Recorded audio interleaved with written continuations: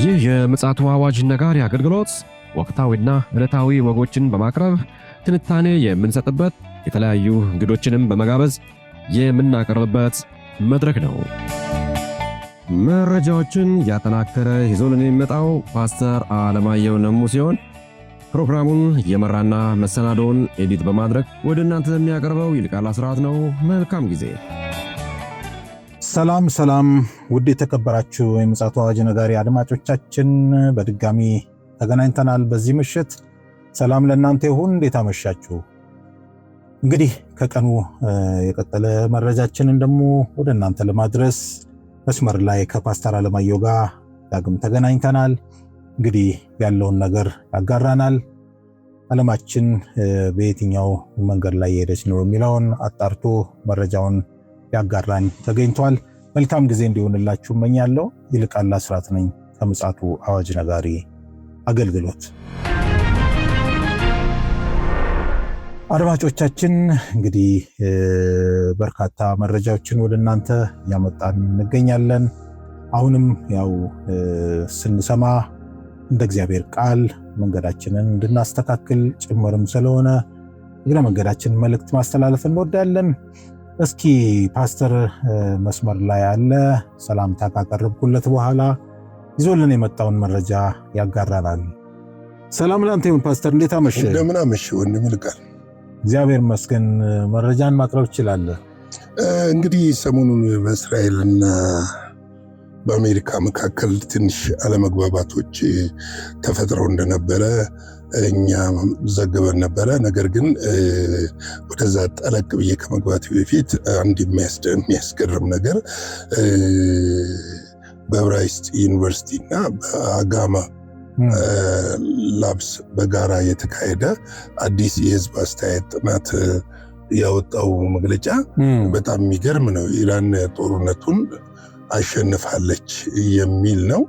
ይሄ ደግሞ 92% እስራኤላውያን ኢራንች አሸነፈች ብለዋል። እና ጥናቱ እንደዚያ ነው የሚያመለክተው። እና የእስራኤል ህዝብ ከአሜሪካና ከእስራኤል ጋር በተደረገው ጦርነት ኢራን የበላይነቱን አግኝታ አሸናፊ ሆና ወጣለች ብለው ያምናሉ። ሳይኮሎጂካሊም ጨምሮ ማለት ነው። ያምናሉ። እና በአሜሪካ ፕሬዝዳንት ዶናልድ ትራምፕ አደራዳሪነት በዚህ ሳምንት በአሜሪካና በኢራን መካከል የተደረገው በሊባኖስ ያለው የሂዝቦላ ተኩስ አቁም የሚያካትተው ስምምነት አብዛኛው እስራኤላዊ ማህበረሰብ በአሉታዊ ጎኑ ነው የተመለከተው። በጥናቱ መሰረት 92.9% የእስራኤል በኢራን ላይ የተካሄደ ወታደራዊ ዘመቻ የእስራኤል የረጅም ጊዜ ደህንነት አዳክሟል ብለው የሚያምኑ ሲሆኑ 86% ደግሞ ጦርነቱ ውጤቱ በፍጹም አልወደዱትም። ምንድነው? የእስራኤልን ሉዓላዊነት ወይም ደግሞ እስራኤል የተነሳችበትን ዓላማ ከግብ አላሳካም፣ ብሔራዊ ጥቅሟን ወይም ሉዓላዊነት ጥቅሟን አላስጠበቀም ብለው ነው የሚያምኑት። ይህ የህዝብ አስተያየት ጥናት ጠቅላይ ሚኒስትር ቤንጃሚን ኔታንያሁ እጅግ መጥፎ ዜና ይዞ የመጣ ሲሆን በ72.5% የሚሆነው ህዝብ መሪው እስራኤል ትልቅ ድል ተቀዳጅታለች፣ የህልውና ስጋት አስወግዳለች ሲሉ የተናገሩትን ንግግር ፈጽሞ አላመኗቸውም። እንግዲህ ዜጋው ነው። ቆይ እመጣልሃለሁ። አላመናቸውም። 86% ደግሞ የጦርነቱ ውጤት በፍጹም አልወደዱትም። ስለዚህ ኢንሴኩሪቲ ተሰምቷቸዋል ማለት ነው። እንግዲህ 87.8% ማህበረሰቡ ሀገሪቱ ያስቀመጠችውን ወታደራዊ ግብ ሙሉ በሙሉ አላሳካችውም ወይም ጥቂቱን ብቻ ነው ያሳካችው የሚል እምነት አለው። አሁን የቀኝ ዘመሙ ወደፊት የመምጣት ምክንያቶች እነዚህ ነገሮች ናቸው። የህዝቡን አስተያየትና እንትን ብለው እመጣልሃለሁ። በጣም የሚያስገርም ነገር ነው እየተደመጠ ያለው እየተነገረ ያለው። በሀገር ውስጥ እየበረታ የመጣውን የፖለቲካ ጫና ኔታንያሁ የትራምፕን የሰላም ጥረት እንዲያደናቅፍ ሊያስገድዳቸው እንደሚችል የአሜሪካ የስለላ ድርጅት የገለጸ ሲሆን የእስራኤል ቀኝ አክራሪዎች የብሔራዊ ደህንነት ሚኒስትሩ ኢታሜር ቤንጋቤር ለአንዳንድ የእስራኤላዊ እናት እንባ እንደ ሺህ የሊባኖስ እናቶች ማልቀስ አለባቸው የሚል አቋም ይዘዋል። መላው ሊባኖስ መቀጠል አለበት ሲሉ ይበልጥ ጦርነቱ እንዲቀጣጠል እየገፉ ነው። አስቸጋሪ ነው።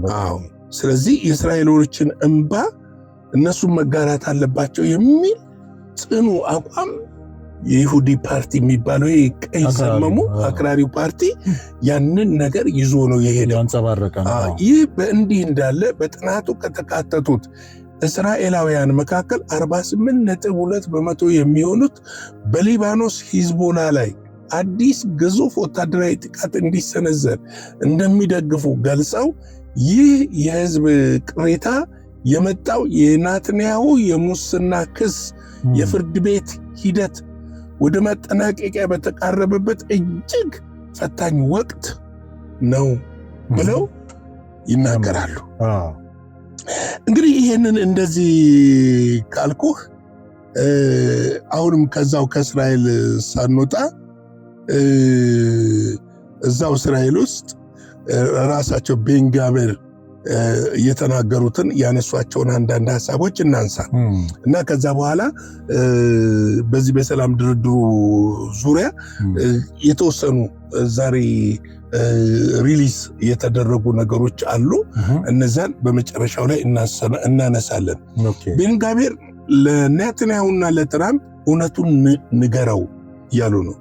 ሚኒስትሩ ኢታሜር ቤንጋቤር ጠቅላይ ሚኒስትር በሊባኖስ ውስጥ ሙሉ የድርጊት ነፃነት ወይም ደግሞ ፍሪደም ኦፍ አክሽን ማስፈለጉን ለትራምፕ እንዲያስረዳ እየጠየቁ ነው ያሉት። ልክ ነው።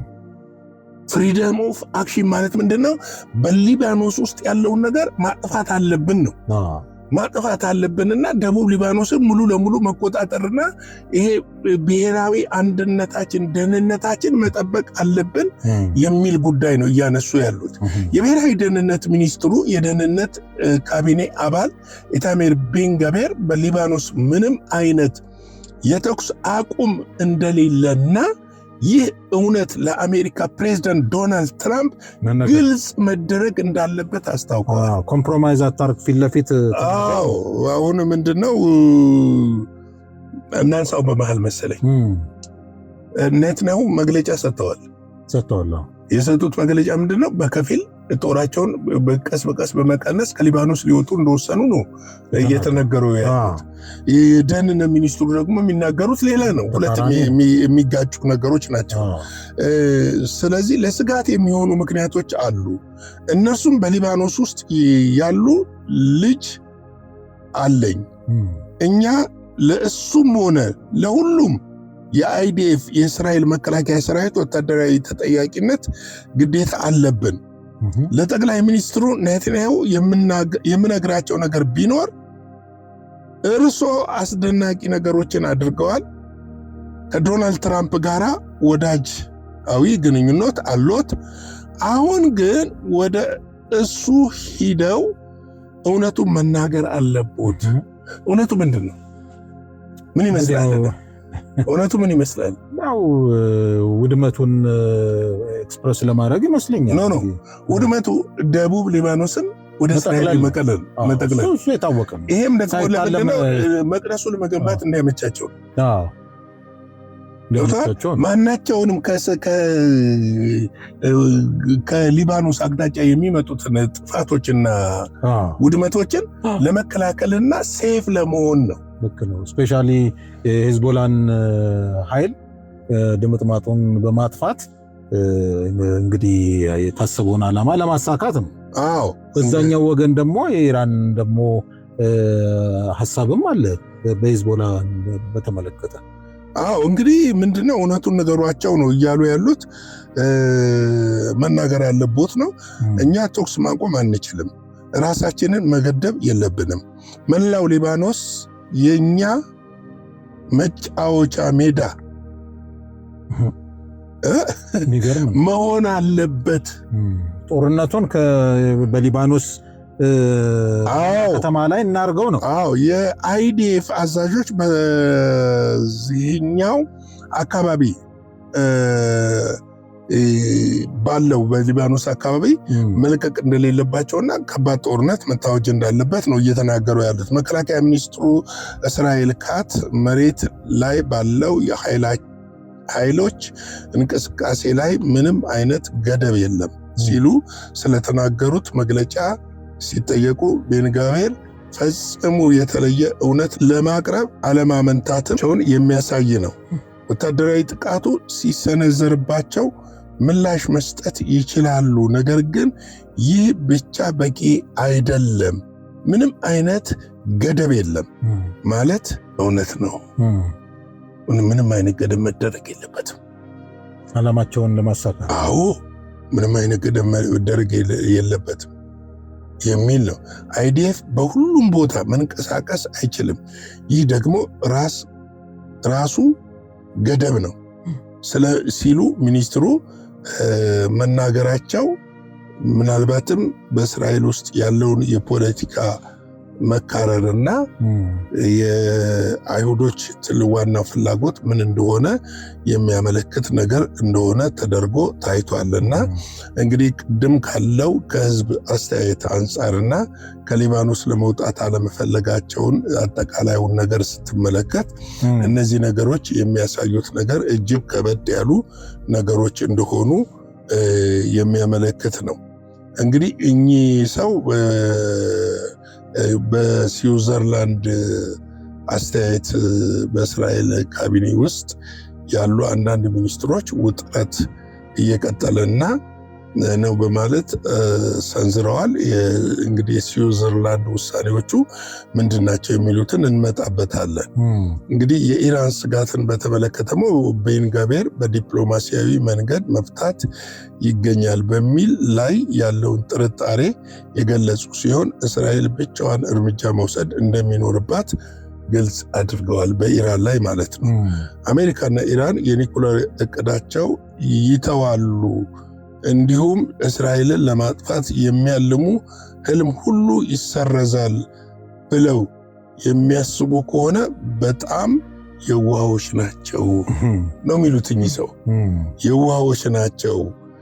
የእስራኤል መንግስት ስጋት የመጋፈጥ እና በራሳችን እርምጃ የመውሰድ ኃላፊነት የኛ መሆኑን የምንረዳበት ጊዜ እየቀረበ ይመስለኛል የሚል ነው። እንግዲህ በመጨረሻ ሚኒስትሩ ከምርጫ በፊት ስላለው የቀኝ ክንፍ ፓርቲዎች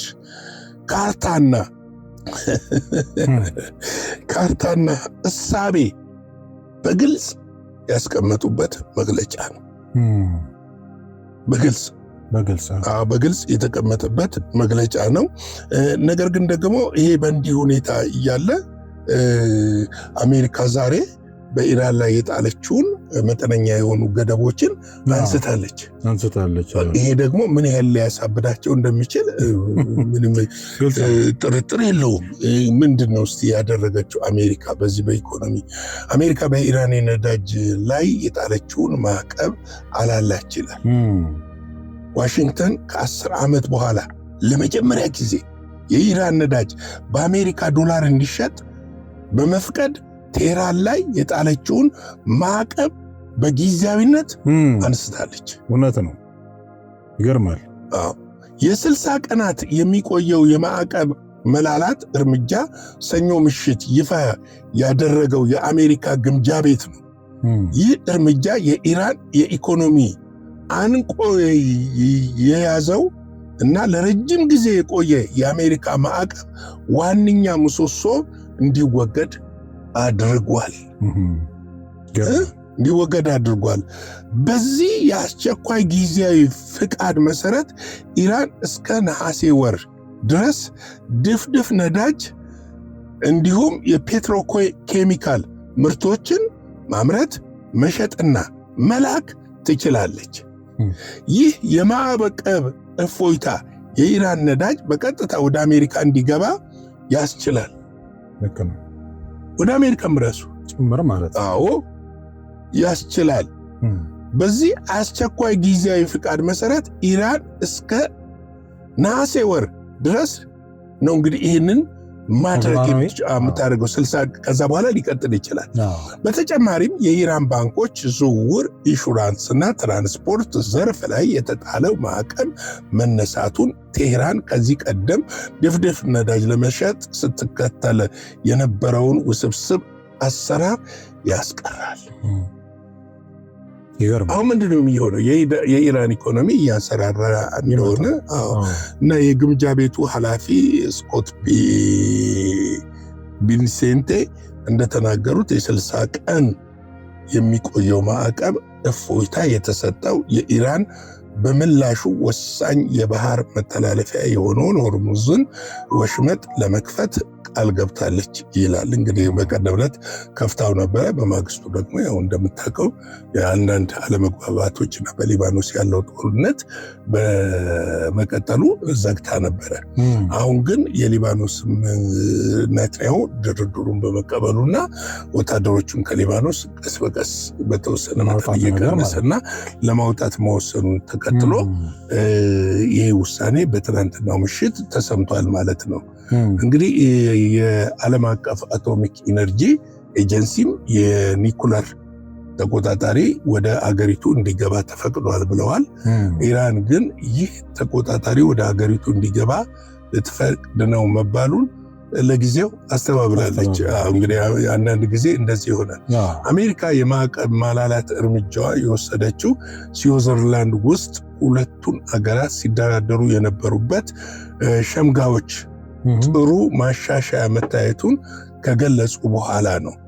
ኳታር እና ፓኪስታን ሰኞ ዕለት ባወጡት መግለጫ ትናንትና ማለት ነው አሜሪካና ኢራን በ60 ቀናት ውስጥ የመጨረሻ ስምምነት ላይ ለመድረስ የሚያስችል ፍኖተ ካርታ ላይ መስማማታቸውን አስታውቀዋል። እንግዲህ ይህንኑ የአሜሪካ ምክትል ፕሬዚደንት ጄዲ ቫንስ እሳቸውም በጣም ጥሩ መሰረቱ ላይ ቆመናል የሚል ነገር አንስተዋል። እንግዲህ እነዚህ ነገሮች መከሰታቸው የእስራኤል ፖለቲካ ወዴት እያመራ ነው እና የኛ ትልቁ ትኩረት እዛ መካከለኛው ምስራቅ ጋር ስላለ አሁን የነዚህ የቀኝ አክራሪዎች ወደፊት መምጣት ጦርነቱን እንዳይቆምና ሌላ ችግር ሊፈጥር እንደሚችል እየታወቀ ነው ያለው እና የህዝቡ ደግሞ ግምት ወይም ደግሞ ህዝቡ ደግሞ በዚህ በጦርነት ላይ ኢራን እንዳሸነፈች ማሰቡ እና ያንን ኤክስፕረስ ማድረጉ ምንድነው የሚያመለክተው? እንደው መደምደሚያህን በዛው ታስኬደዋለህ ፓስተር። እንደው መቼም ለትምህርታችን እንዲሆን የዚህ የህዝቡ እንግዲህ አስተያየት ጨምሮ እስራኤል እንደ ተሸናፊ ሆና ተሰምቷቸዋል። እንግዲህ መጽሐፍ ቅዱስ ደግሞ የሚለው እስራኤል እንድታሸንፍ ነው የእግዚአብሔር ፈቃድ አይደለ? ጠላቶቿን አሸንፋ ወደ ታሰበላት ግብ እንድትሄድ ነው። አንድ ወቅት ላይ ትዝ ይል እንደሆነ እንግዲህ ሙሴ እጁን ወደ ላይ ባደረገ ጊዜ እስራኤል ታሸንፍ ነበረ፣ እጁን ዝቅ ባደረገ ጊዜ ደግሞ እስራኤል ትሸነፍ ነበረ። እንግዲህ እዚህ ጋር መንፈሳዊ ነገሮች አሉ። ስለዚህ ለምንድን ነው አሁን ይሄ ነገር አሁን በእስራኤላውያን ዘንድ እንደዚህ አይነት ስሜት እንዲሰማቸው የሆነው? መንፈሳዊ ነገር ይኖረው የሆነን እንድትል ያደርጋልና እስኪ ሐሳብህንም በዚህ ውስጥ አካተህ ለህዝበ ክርስቲያኑ ትምህርትም ቢሆን ለቤተ ክርስቲያንም መልእክትም ቢሆን እስኪ ሐሳብህን ኔታንያሁ ጦርነቱን ሲጀምሩ ከመጀመራቸው በፊት ለእስራኤል ህዝብ የገቡት ቃል አለ። እኔም አንተም ዘግበነዋል። ጦርነቱን ከጀመሩ በኋላ ደግሞ ትልቁ ዓላማቸው የነበረው የኢራንን መንግስት መለወጥና የኢራን የኒኩለርን ጣቢያ ሙሉ ለሙሉ ደምስሶ ማጥፋትም ነበረ የሚሳኤል ምርቱ። ነገር ግን ያንን ወደ ማድረግ አልቻሉም። ኢራን እንዳሰቡትና እንደገመቱት አይነት ሀገር ሆና አላገኘችም። አሜሪካንም እነሱም ወደ ጦርነቱ ሲገቡ ይሄ ጦርነት እየተራዘመ በሄደ ቁጥር እንትኑ የኢኮኖሚ ቀውሱ የዓለም አቀፍ ያለው የኢኮኖሚ ቀውስ ከዛ ባሻገር ዘርፈ ብዙ ተጽዕኖ ያመጣል። ዶናልድ ትራምፕ በሀገራቸው ከመጣባቸው የፖለቲካና የኢኮኖሚ ተጽዕኖ አንጻር ይህን ጦርነት ለማቆም ወስነዋል። ሲወስኑ ግን እስራኤል ኔታንያሁ አልተቀበሉም ነበር። ምክንያቱም ይሄ ጦርነት በአንድ ሀገር ድርድር የሚቆም አይደለም የሚልና ድርድሩ ላይ እኛ አልተሳተፍንም የሚል ነገሮች አንስተዋል። ኔታንያሁ ዶናልድ ትራምፕ ደግሞ የእስራኤልን ጥቅም ሳናስከብር አንደራደርም የሚል ነው። ነገር ግን ከውስጥ ያለው የፖለቲካ ግፊት አሜሪካ ውስጥ ያለው የፖለቲካ ግፊትና የኢኮኖሚ ተጽዕኖ ዶናልድ ትራምፕ ከዚህ ጦርነት ውስጥ ለረጅም መጀመሪያውንም ብለናል፣ ጦርነት ውስጥ ይወጣሉ ሰውዬ ብለን ነበር። ታስታውስ ከሆነ እንደውም አድማጮቻችን ወደ ኋላ ሄደው ቪዲዮዎቻችንን ቢመለከቱ ያገኙታል። ከጦርነት ውስጥ ይወጣሉ ብለን ነበር። ምክንያቱም ጦርነት ውስጥ የገቡበት መንገድ በእስራኤል ግፊት እንጂ በአሜሪካ ሕዝብ ላይ ኢራን አሁን ላይ ያመጣችው ጫና አለ ወይ ተብለው ለተጠየቁት እንደውም የውጭ ጉዳይ ሚኒስትሩ በሴኔቶቹ ምላሽ መስጠት ያልቻሉበት ሁኔታ ተፈጥሮ ነበር። አንዱ እሱ ነው። ሁለተኛ ወደ ጦርነቱ ሲገቡ አውሮፓውያኖች ተከትሎኝ ይገባሉ፣ ኔቶ ተከትሎኝ ይገባል የሚል ተስፋ አድርገው ነበር። ነገር ግን አለመግባት ብቻ ሳይሆን ኔቶ አንዳንድ ለአየር መከላከያ የሚሆኑ ባትሪዎችን የአውሮፕላን ማረፊያ በረራዎችን እስከ መከልከል ደረጃ ደርሶ ነበር። ገብቷል። ይሄ ቀላል ተጽዕኖ አልነበረም። ሌላው ደግሞ ጦርነቱ ወደ እነዚህ 10 ምናምን ሀገራት ይስፋፋል ብለው አላሰቡ። እሳቸው ያሰቡት ኢራንን በአንድ ሳምንት ውስጥ እንመታለን፣ የምትመታው ነገር አይኖራትም፣ ጸጥ ትላለች የሚል ነበር። ነገር ግን የኢራን ጥቃት ከመጀመሪያው በኋላ እየጨመረ መምጣት ከዚህ ጦርነት መውጣት አስገድዷቸዋል።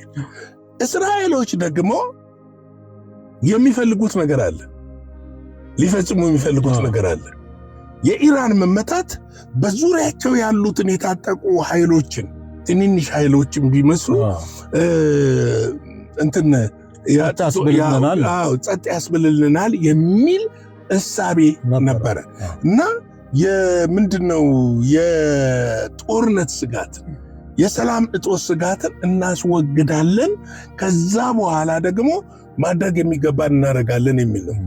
አንድ ማወቅ ያለባቸው አድማጮቻችንም የእስራኤል የጦርነት ስጋት ለ3 ዓመት ከ6 ወር እንኳን የሚወገደው በሐሰተኛው ክርስቶስ መቅደሱ ተሰርቶ በነገሰ ጊዜ ብቻ ነው። ከዛ ውጭ ግን በዛ በኢየሩሳሌምና በመካከለኛው ምስራቅ ጦርነት ይቆማል ብሎ መታሰብ የለበትም። ይሄ ጦርነት እንኳን ከኢራን ጋር ቢቆም ቀጣይ አይቀርም። ቀጣዮች አሉ።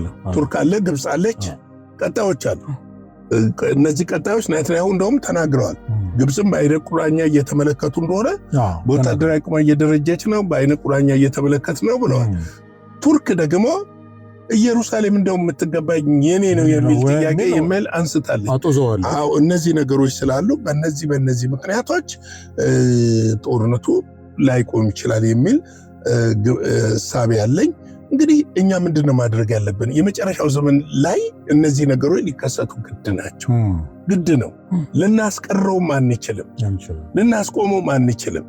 ነገር ግን በዚህ ውስጥ በእግዚአብሔር ጸጋና መንፈስ ተሸሽገን ማለፍ እንድንችል የእግዚአብሔርን ፊት መፈለግ ከኛ ይጠብቃል እያልኩኝ የዛሬ የምሽት ፕሮግራሜን በዚህ ላይ ያበቃለሁ። የጌታ ጸጋ ሰላም ይብዛላችሁ። ሻሎም። ጌታ ኢየሱስ አብስቶ ይባርክህ ፓስተር። በጣም ጥሩና ተገቢ የሆነ መልእክት ነው ያስተላለፍክልን። እንግዲህ ውድ አድማጮቻችን ፓስተር እንዳለን ይህንን የመጨረሻውን ዘመን በማስተዋል እንድንራመድ የእግዚአብሔር መንፈስ እንዲረዳን እንግዲህ ምኞታችን ነው። በዛሬ ማክሰኞ ምሽት ይዘን የመጣነው መረጃችን ይህንን ይመስላል። እግዚአብሔር ፈቃዱ ከሆነ የምንገናኘው በዕለተ ሐሙስ ነው። በነገው ዕለት ሳምንታዊው የዜና አወጃ አለ በብስራት የሚቀርብ ከምሽቱ 12 ሰዓት ላይ እንድትጠባበቁ ግብዣችን ነው። መልካም ጊዜ ይሁንላችሁ። ሻሎም። ለዛሬ ይዘን የመጣነው ወቅታዊ መረጃ ይህንን ይመስል ነበረ። በሌላ ጊዜ በሌላ መሰናዶ እስከምንገናኝ ሰላም ለእናንተ ይሁን።